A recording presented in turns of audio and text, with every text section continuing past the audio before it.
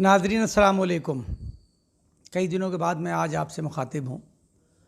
जैसा कि आप जानते हैं कि वार्ड नंबर 41 मोहल्ला पहाड़पुरा के एक मोहल्ला जो महमूदपुरा है, उसमें 19 जून को मास्टर इरशाद साहब जो कि क्लर्क थे तालीमुद्दीन इंटर कॉलेज में, उनकी रिपोर्ट पॉजिटिव आई थी और उनकी रिपोर्ट उनके इंतकाल के बाद यानी 20 तारीख को उनकी रिपोर्ट आई थी।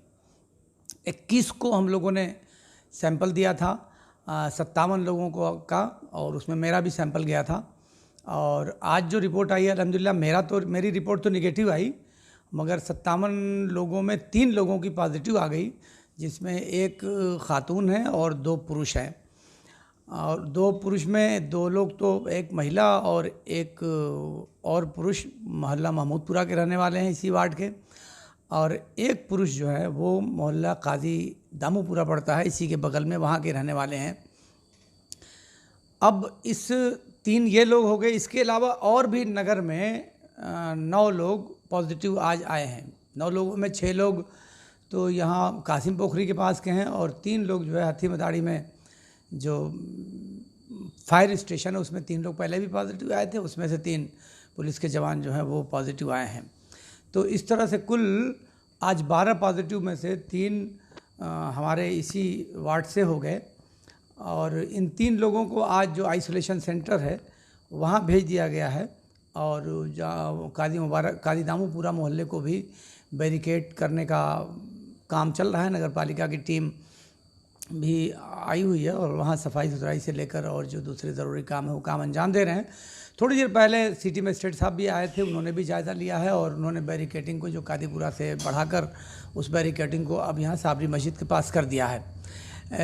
डिप्टी CMO साहब और डॉक्टर अशफाक साहब की टीम आई थी, जो 3 संक्रमित लोग हैं उन 3 लोगों को ले गई है और उन्हें जो कोविड का हॉस्पिटल बनाया गया है ब्लॉक पे, वहाँ उन लोगों को अलग अलग जगहों पे नियुक्त कर दिया गया है। ख़ास बात यह है कि वो तीनों के अंदर किसी भी प्रकार का कोई बीमारी का लक्षण नहीं है, वो तीनों बिल्कुल नॉर्मल हैं और तीनों लोगों में किसी भी प्रकार की कोई भी अलग से कोई बीमारी, उनको शुगर या ब्लड प्रेशर या और कोई मर्ज़ उनको नहीं है।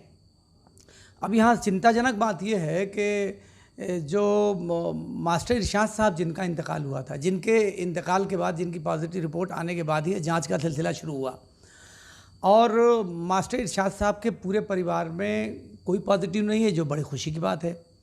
मास्टर इरशाद साहब के बीमारी की हालत में जो लोग उनको लेकर बनारस तक एम्बुलेंस में गए थे, उसमें से चाहे ड्राइवर हो, चाहे ड्राइवर के साथ ले जाने वाले उनके बेटे हों, चाहे उनके रिश्तेदार हों, उन सारे लोगों को सैंपल दिया गया था, मगर उनमें कोई भी पॉजिटिव नहीं है। जो लोग पॉजिटिव आए हैं उनसे कांटेक्ट कहीं से साबित नहीं हो रहा है, बल्कि जो काजी दामूपुरा का एक आदमी है उसका कांटेक्ट इतना सिर्फ अभी तक साबित हुआ है कि जनाजे के वक्त जनाजे की जो वो होती है जिस पे जनाजा रख के ले जाते हैं, उसको उन्होंने टच किया था।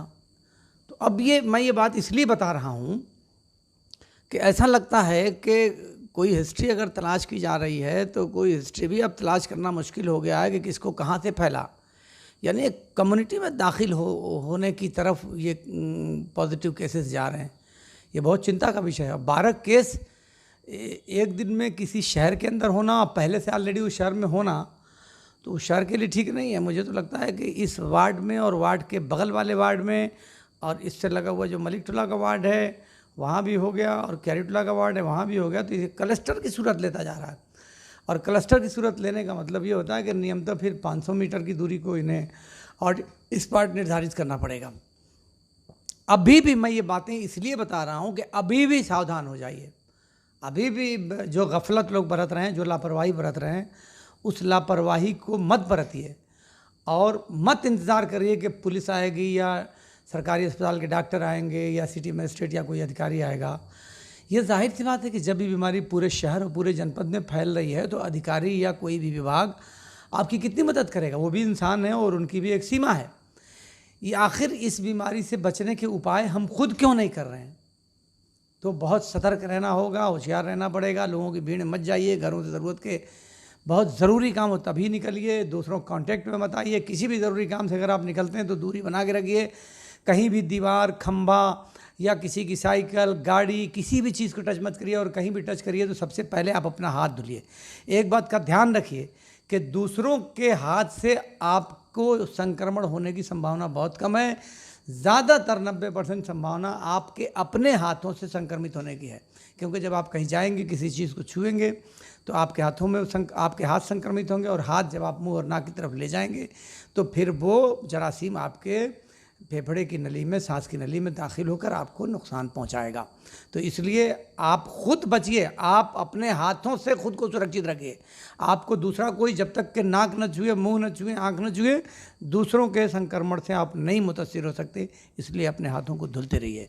मैं समझ रहा हूँ कि आप लोग दुआ भी करिए और एहतियात भी बरतिए, क्योंकि ये ऐसी बीमारी है जो न धर्म देखती है, न जात देखती है, न बरादरी देखती है, और न मर्द देखती है, न औरत देखती है, न बुज़ुर्ग देखती है, न बच्चा देखती है, और न जवान देखती है। इसलिए अभी कुछ दिनों तक सारे विवादों को समाप्त करके अपना मिलजुल कर काम करने की आवश्यकता है। बहुत बहुत धन्यवाद।